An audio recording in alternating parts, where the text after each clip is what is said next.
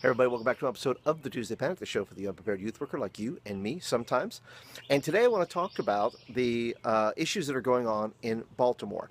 And I thought about this last night. Last night I was on Twitter, and of course I'm kind of checking through the feed there.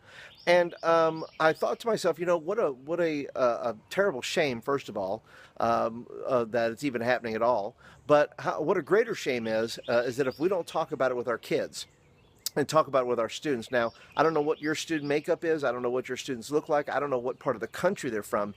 But what I do know is this, that all our students deserve to know about justice. They deserve to know about what it means to resolve conflict peacefully. They all need to know, as Christians, as believers, how we live in this world. And as I was checking out the Twitter feed last night with hashtag Baltimore riots, there were people chose to do things in different ways, right? They approached it very differently. Some, like this tweet here, chose to be funny. And that's how they're responding to what's going on there. Some chose to be inspirational, like these tweets here.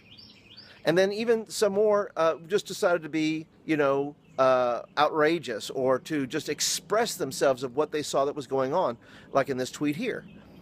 And so what we have here is we have these, and this basically, the Twitter feed may be a lot like you and your youth ministry, where you're trying to decide how are you going to approach the subject. And I really think that, I don't know if it's an option for any of us as youth workers to ignore it completely. It may not fill your whole youth meeting, but my encouragement is this, that you would somehow maybe approach it from however you're going to approach it. But I personally don't know what injustice is like. I know what it is. I have never experienced it as some others have. But that doesn't mean that I can't be part of the solution, and that you can't be part of the solution if you've never experienced it.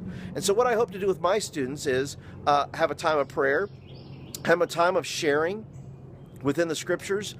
There's plenty of stories that we can use. Obviously, we have the story of the woman at the well who had a contention over Jacob's well.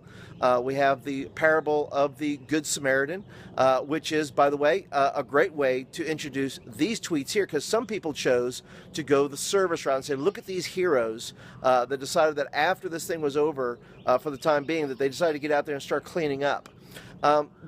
So you may choose to, whatever way you choose to do this, there are plenty of options within Scripture that you can use that talk about injustice, that talk about God's view of justice, why Jesus came, and Jesus trying to bring justice. So my encouragement to you today is this: look at the Scriptures, look at the prophets and how they cried out against the kings and against the rulers and against those who were keeping freedom and keeping just the basic necessities of the people of Israel from coming to fruition, and trying to keep people down and oppressing people. There's plenty of ways to do this. I guess my appeal to you is this, that as a youth worker, let's not deny our kids the opportunity to be a part of understanding what justice is, to understanding it, be a part of the prayer for Baltimore, but not only Baltimore, but places like Ferguson and other places, that when we hear of these things, let's take the time to include our kids into it, to at least educate them, to show them the different perspectives, and to show them, most of all, a godly way to approach these things, and through Scripture and through a godly model, that we can help our kids understand what it means to be a Christian in this life, to suffer injustice, no matter what level it may be on, whether it's an economic scale or a racial scale or an ethnic scale. It doesn't matter.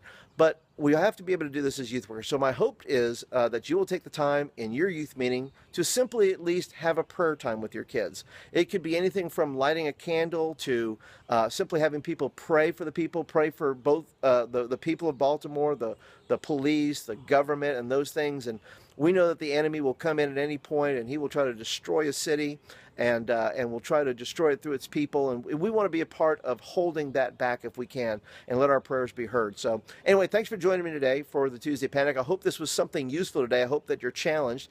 If you plan on speaking with your kids about Baltimore or other things like that, please leave me a comment down below. I think it'd be helpful to other youth workers to know what you are planning on doing, if anything. Hopefully we can all be a part of prayer. Hopefully we can bring the subject to our kids without creating more chaos. Hopefully we'll hold our own tongues when we should hold them, and that we'll be able to bring peace to other people and not let kids laugh it off or make a joke of it, but rather maybe take some time to pray and look at people from a very human level to say, look, something has got to happen in these areas. And if we can't do anything personally about it, we know that we can pray and that God can do something through His Spirit. So anyway, thanks for joining me today. Thanks for your comments. If this is your first time joining us, thanks for joining me for the Tuesday Panic.